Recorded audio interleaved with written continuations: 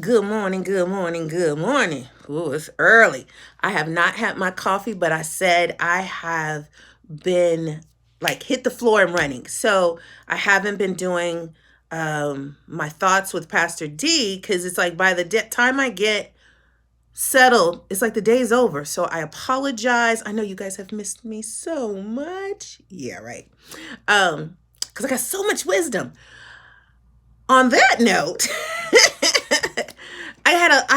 it's so funny because I don't know if you've ever had those days where or moments where you just wake up and there's I say, thoughts with Pastor D. Well, I got a lot of thoughts.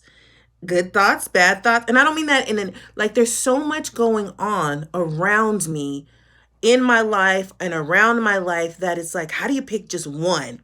And how do you make sure that you haven't addressed this one topic without sounding repetitive or crazy? So let me think.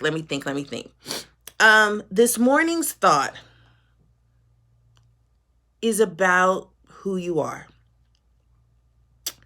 My question, and it's like, I would love, okay, so let me back up.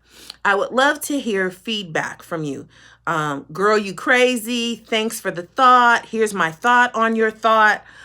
So please either comment, please. I don't know if I have access to that. Comment in the, when you watch it, thumbs up to let me know, okay, you're on track, or email me at reverenddeneen.pbc2020 at gmail.com. So that's REVDENEEN dot PBC2020 or period. I don't know if it's dot or period at gmail.com. Please, I would really love to hear from you. So, this morning's thought is, what did I say? See? Crazy. Because I said I want to be able to communicate. I want to hear back from you. I want to know what you think. I don't want you to just be like, ooh, we know what she thinks and just go on. Because you may have a different opinion. And then I could go, oh, okay. And then I could piggyback off of your opinion and let you know what I think of your opinion. Like if we were truly having dialogue. So my thought today is, why is it that there's so much competition in this world? Okay, you're like, duh, Denise. Okay, I get sports. I get there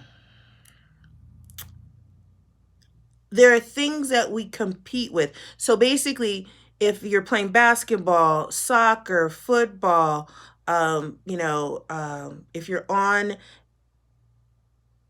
a team, duh, that's what they are. I was trying to say the Olympics.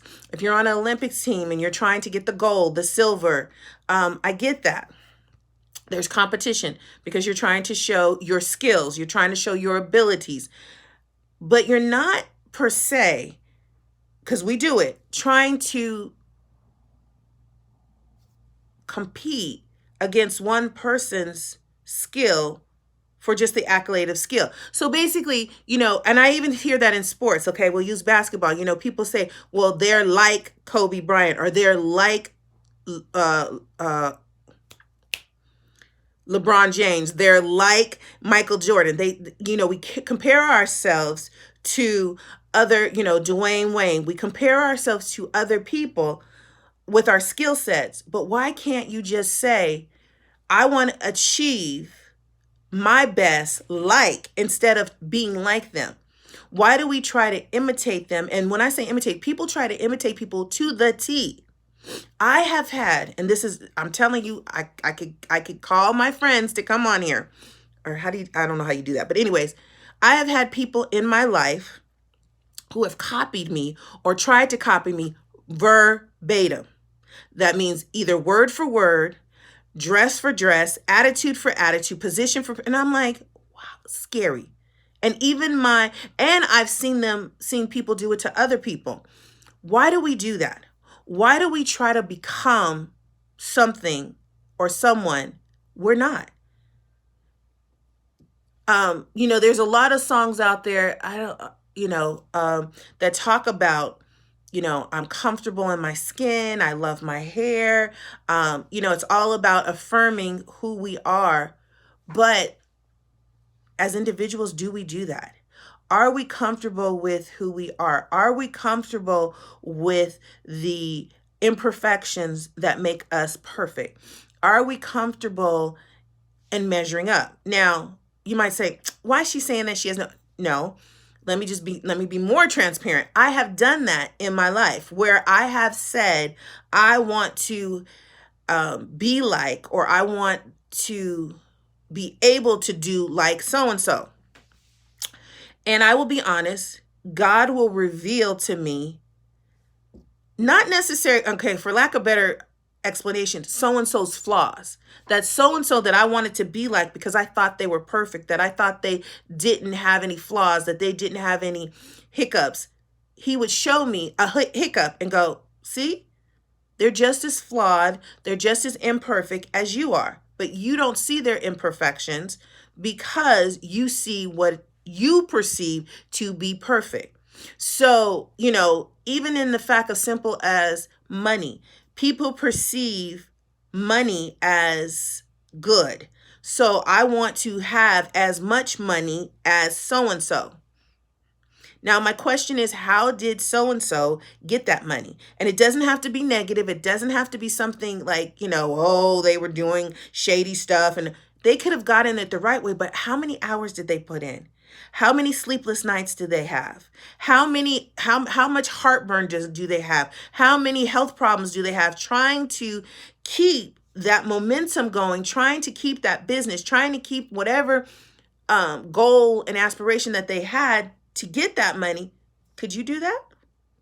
Are you willing to do that? Do you want to do that? I see us in churches. Oh, I want to be like church so-and-so. Why? That church already exists.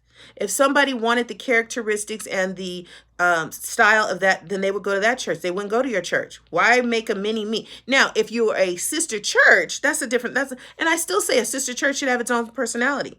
It should have its own functionality. It should have its own, feel.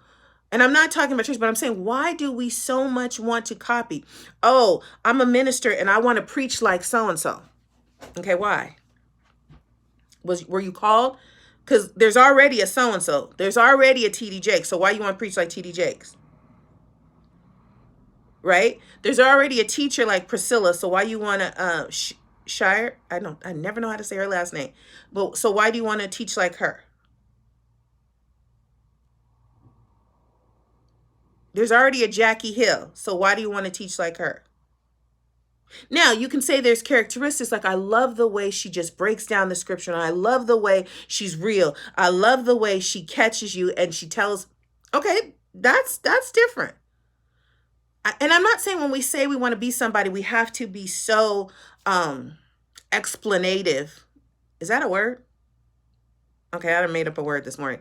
That we have to explain stuff to a detail so that people understand us. But when we live out our life, why can't we just be us? In all our flaws, in all our imperfections. Because I'm going to tell you, everybody that you think that does not, everyone you think that is perfect has flaws somewhere. Has something about themselves, something about whether it's their body, whether it's their speech, whether it's their performance, whatever, they have things in their lives that they don't like and they feel are imperfect. Everybody. I don't care who you try to, whether it's a musician, whether it's an athlete, whether it's a singer, whether it's a, excuse me, whether it's a minister, whether it's a CEO, everybody has something. So why not be you? Because you already know how to do that. Just a question for today, and stop the competition. Stop. You can, okay? So yeah. So, okay, if you're going to compete, this is how you compete. Be the best you that you can be. So compete against yourself.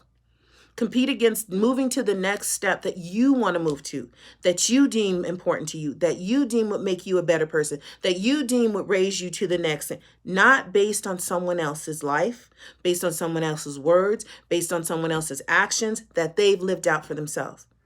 Don't repeat. You don't need to repeat somebody else's life. Make your own. Real talk, real life.